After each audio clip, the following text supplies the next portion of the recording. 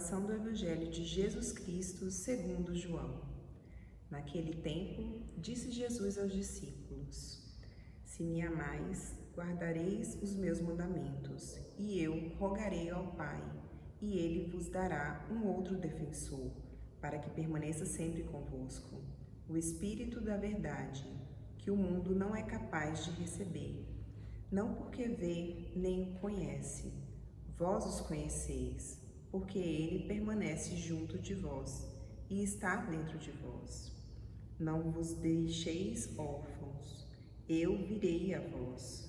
Pouco tempo ainda, o mundo não mais me verá, mas vós me vereis, porque eu vivo e vós vivereis. Naquele dia sabereis que eu estou no meu Pai, e vós em mim, e eu em vós. Quem acolheu os meus mandamentos e o observa, esse me ama. Ora, quem me ama será amado por meu Pai, e eu o amarei e me manifestarei a ele. Palavra da salvação. Meus irmãos e minhas irmãs, paz e bem, nós estamos no 6º domingo da Páscoa. A Páscoa é aquela solenidade central no calendário litúrgico da igreja e depois dela vem aquele tempo litúrgico que é o maior.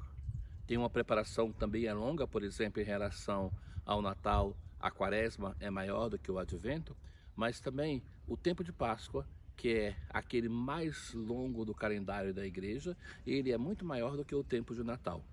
Isso porque, para nós entrarmos nessa festa que é fundamental para a nossa fé, nós precisamos de tempo. Nós não conseguimos em um dia só dizer, isso aconteceu. Nós vamos aos poucos entrando nessa dimensão e a cada domingo, a cada dia, nós vamos aprendendo alguma coisa mais sobre o tempo pascal. A data mais antiga da celebração da Páscoa no calendário é a Páscoa semanal. A cada domingo nós celebramos a Páscoa da Ressurreição. E depois de alguns séculos surgiu na igreja a data anual da Páscoa, que é o momento de celebrar de um modo imponente. Pense, por exemplo, a Vigília Pascal, como é uma celebração bela, importante e simbólica, para nós recordarmos através de símbolos, através de leituras, através de ritos, a importância deste evento que estamos celebrando. Neste domingo, o Evangelho é sempre tirado daquele primeiro discurso de Jesus depois da última ceia. Então nós ouvimos um pedaço no domingo passado e hoje nós escutamos um outro pedaço que vai, por primeira vez, dar um nome àquele que nós estamos nos preparando para celebrar a sua solenidade, o Espírito Santo. Daqui a 2 semanas celebraremos a solenidade de Pentecostes.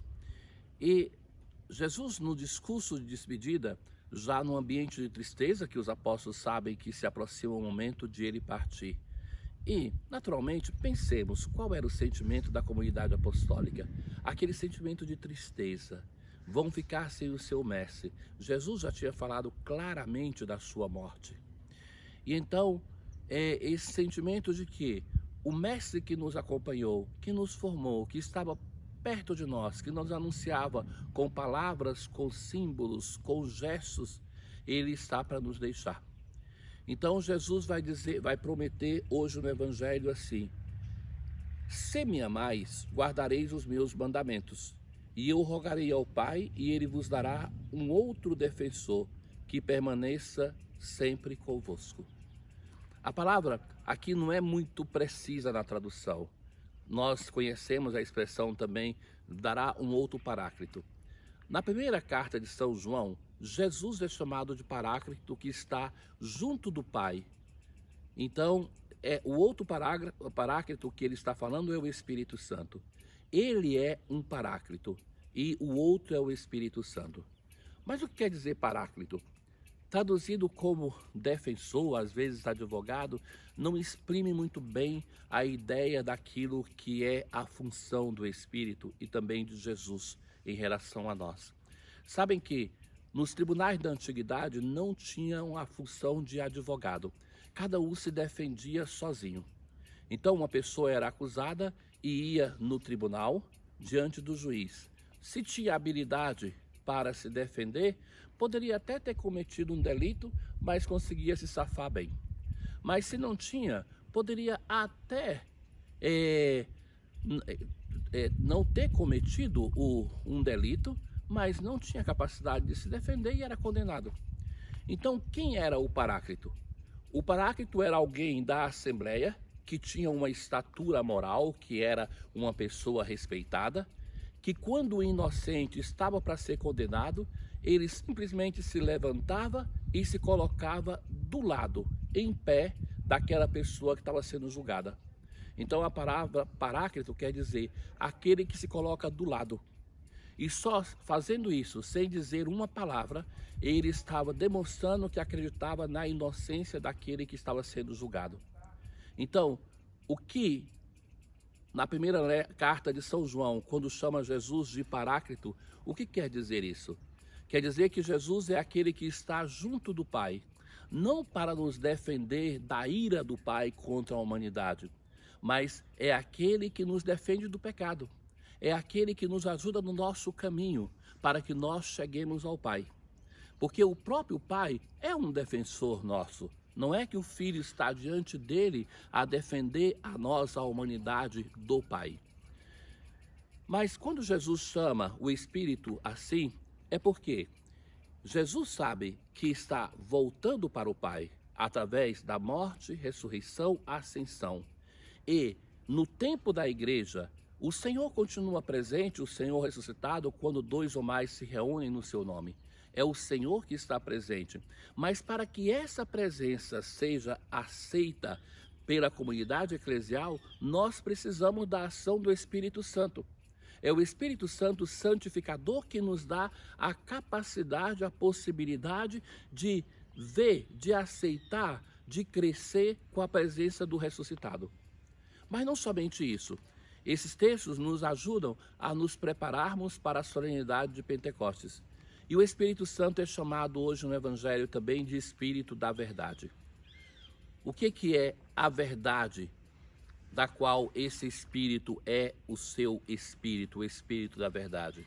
No Evangelho de São João, primeiramente, Jesus é a verdade. Jesus se apresenta como caminho, verdade e vida. Ele é a verdade. O Espírito da Verdade é o Espírito de Jesus. Vocês se lembram no batismo de Jesus que veio o Espírito Santo, ou melhor, o evangelista vai dizer, o Espírito desce como uma pomba. É um símbolo de que a pomba, na antiguidade, é considerado um animal que é muito ligado ao seu ninho. Dizer que o Espírito desce sobre Jesus como uma pomba é que o Espírito está descendo para a sua casa. Então, o Espírito Santo que nos é doado é o Espírito de Jesus. Ora, essa verdade que é Jesus, para ser conhecida, nós precisamos da ação do Espírito Santo. Sem o Espírito Santo, nós não chegamos à plenitude da pessoa de Jesus, à plenitude da revelação. Mas qual é a função desse Espírito da Verdade na igreja? Em relação à revelação, que é o modo através do qual a igreja é presente na nossa história, ou seja, é porque Deus se revela que existe a igreja. Mas qual a função do Espírito Santo nessa revelação? Primeiro é o Espírito que inspira o autor sagrado da palavra de Deus. É o Espírito da Verdade que cuida para que a mensagem de Jesus, a mensagem bíblica, não se perca de uma geração para outra. Já você se recorda daquela brincadeira de telefone sem fio, que uma pessoa fala no ouvido da outra e vai falando. Quando chega depois de 10 pessoas, aquilo que foi dito pela primeira já foi deformado. Então, o que faz com que a palavra de Deus seja transmitida de geração em geração, sem perder a sua integridade, é a ação do Espírito de Verdade. Porque é Ele que faz com que a revelação permaneça fiel à verdade. Mas não só. É a ação do Espírito de Deus que faz com que tudo aquilo que foi revelado na plenitude em Jesus possa ser entendido por nós cristãos cada vez com mais profundidade. Aquilo que se diz em teologia que um cristão hoje, ele conhece mais de teologia, conhece mais sobre Deus do que, por exemplo, os apóstolos, do que os padres da igreja, do que São Francisco, que viveu 800 anos atrás. É porque a revelação vai fazendo progressos, a teologia vai fazendo progressos, a espiritualidade, a igreja, e isso é a ação do Espírito Santo.